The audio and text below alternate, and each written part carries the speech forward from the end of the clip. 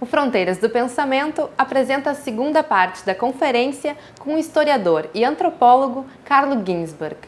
Ele fala sobre o Google e como a internet e as ferramentas de busca transpõem barreiras temporais e de espaço. Confira. On September 12th, 2010, I received at the Scuola Normale of Pisa, where I taught until last month, a letter coming from Russia. On the envelope were the sender and an address written in English. The letter came from a vast region situated at the northeasternmost part of Siberia, 450 kilometers south from the Arctic Circle. I quickly read the letter. 6 densely written pages, written in slightly inaccurate English, yet fully comprehensible. It was dated August the 2nd. Here is a part of it. Quote, I decided to write you this letter because I want to understand a few things, and I think that you are the only one who can help me. I want you to understand me because I am an adult personality and I'm responsible for everything I'm writing to you about in this letter. I don't believe in coincidences. So, I was born with caul, the fetal membrane which covered me. From the first day of my life, a lot of strange things have happened to me. When I was a child, I spoke with a voice in my head. I always heard my own voice and this other one. I saw the shadow of my angel keeper. He spoke with me. He said, now you will see me. You needed to understand who you are. I was in a state of shock. I started to cry. Did you see that? That's an angel. But my brother didn't see him. He thought that I was crazy. And then I was 18, unquote. I read these sentences in a hurry, almost incredulous, with a sense of growing uneasiness. Diana went on to say that at that age, now she was 21, she had started to suffer from crisis attacks, evidently epileptic fits, that she described in great detail, imaginatively and concretely. She said she was confiding this secret in me, a secret that only very few people close to her were aware of.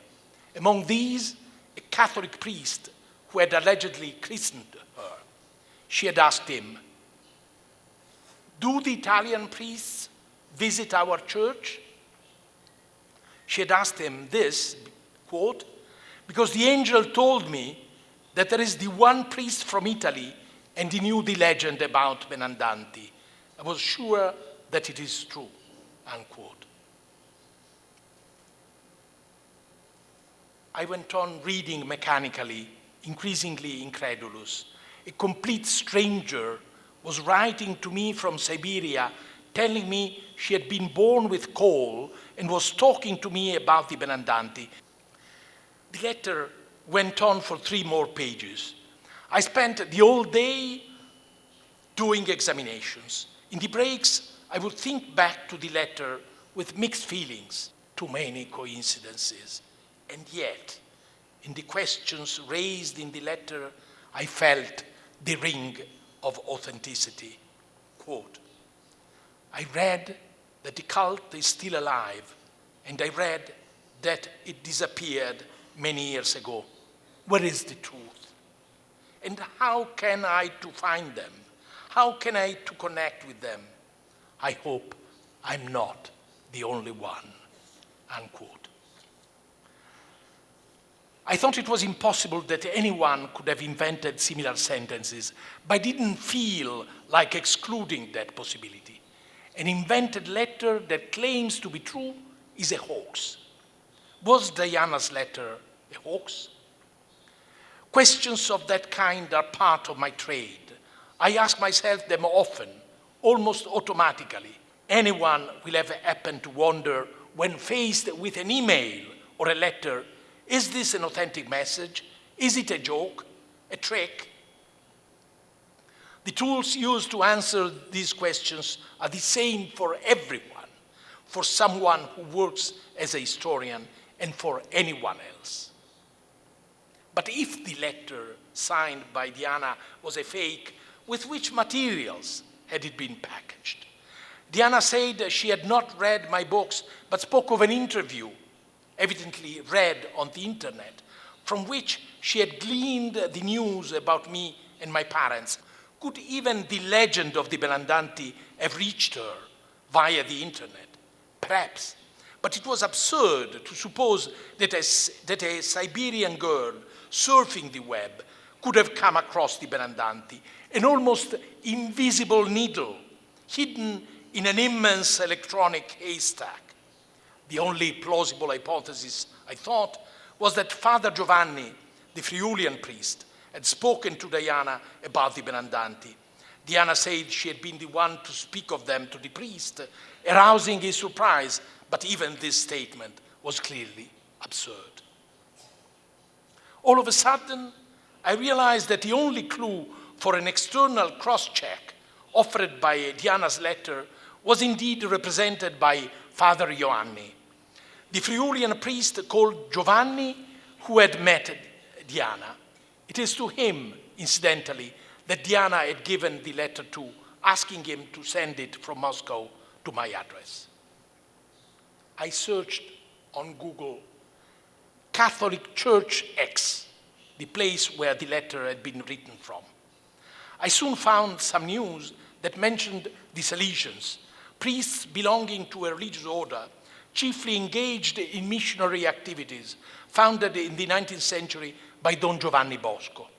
Then I searched for Salesian Order X.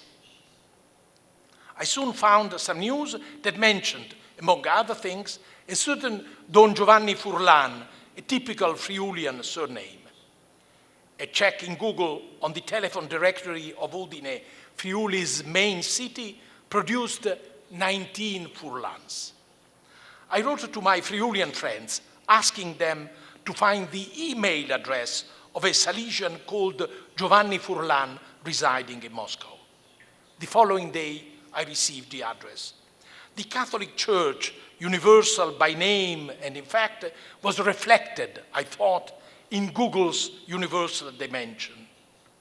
I wrote to Don Furlan asking him if he had ever met a girl from X who went by the name of Diana. Of course, I added the surname. The answer came the day after. He wrote, quote, "Your conjecture is accurate. Diana is one of the brethren of our parish in X, and I had one of her letters sent from Moscow. To tell the truth, it was she, Diana, to my great astonishment, who spoke to me of Benandanti. I had not heard any mention of them for some 10 years, perhaps since the years when I was an undergraduate student enrolled at languages at Udine University in 1968, unquote. I could not help sharing Don Furlan's great astonishment. After all, it had been my book, published in 1966, that had brought the Benandanti back to light, as they had been all but forgotten, even in Friuli.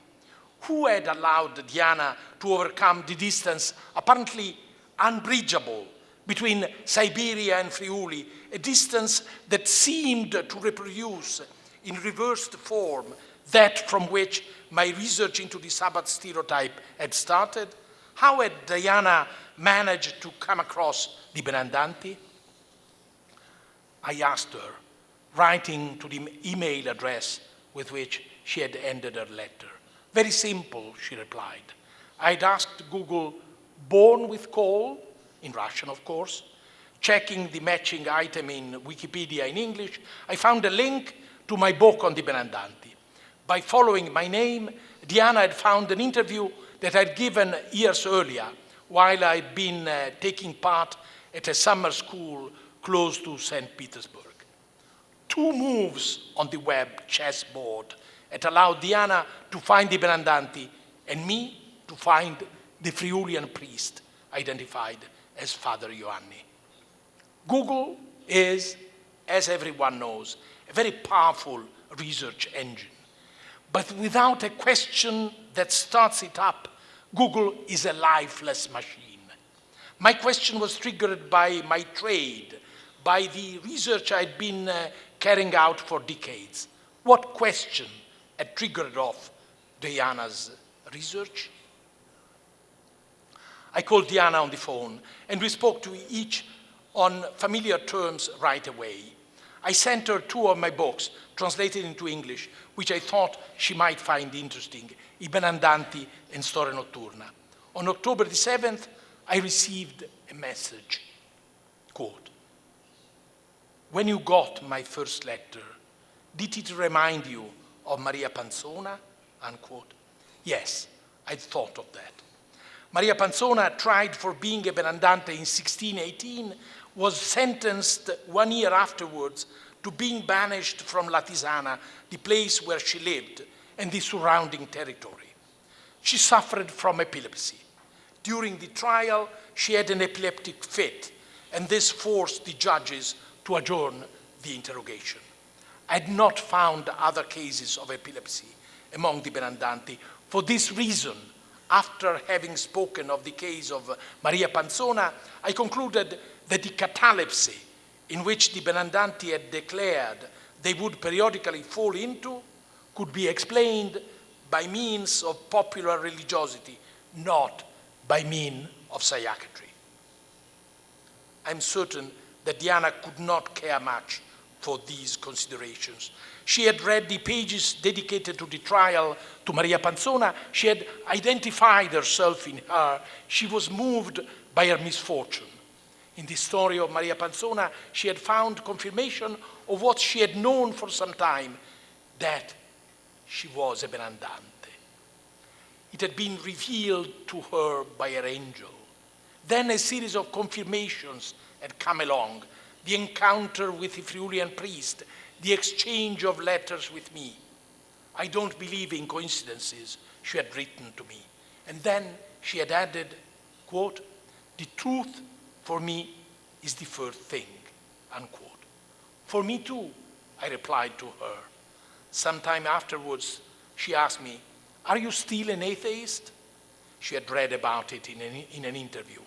I said I was, and explained to her that I did not believe in her angel, but I did believe in her. This sentence made her happy. I wrote to her that the analogy between her and Maria Panzona was illusory. For Maria, being a Benandante had been a cultural constriction. For her, Diana, it had been a choice, made possible by her active use of Google. At the time when she started to suffer from epileptic fits, Diana must have wondered, why is this happening to me? Is there something special in me, something that has predestined me to the illness from my birth? Perhaps being born with coal? By means of Google, by means of the discovery of the Benandanti, Diana must have found the beginning of an answer, which transformed her disease by inscribing it into a cultural constellation. In many regions of Siberia, amongst which the one where Diana lives, the shamanic cults forbidden under the Soviet regime resurfaced after decades of underground activity.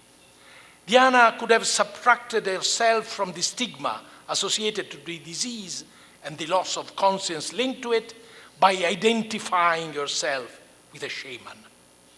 She chose a longer, indirect, tortuous road. She decided to become a Benandante. Perhaps, but I cannot prove it, her previous conversion to Catholicism will have helped her to make a choice addressed towards a Catholic country like Italy. It is on the significance of this choice that I'm wondering. If I'm not mistaken, this encapsulates something that goes beyond the singularity of Diana's case.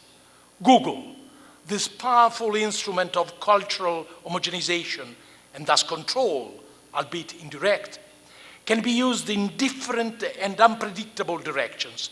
For example, by helping a Siberian girl to subtract herself from her fate, or from what seems to her to be her fate, building a piece of identity completely extraneous to the context in which she lives.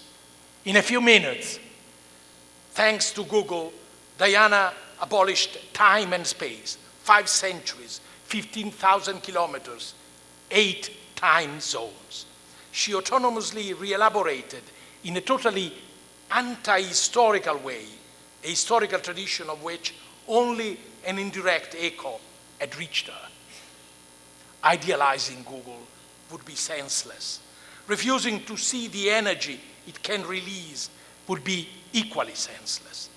Diana's case shows that Google is at the same time a powerful instrument of historical research and a powerful instrument of cancellation of history, because in the electronic present, the past dissolves. This contradiction is already modifying the world we live in and in which future generations will live. The world's present and the future have become more fragile, and the past has too, at least the past as the historians see it. Você assistiu a segunda parte da conferência de Carlo Ginzburg. No próximo mês, assista aqui, na UFRGS TV, mais um Fronteiras do Pensamento. Obrigada pela companhia e até a próxima!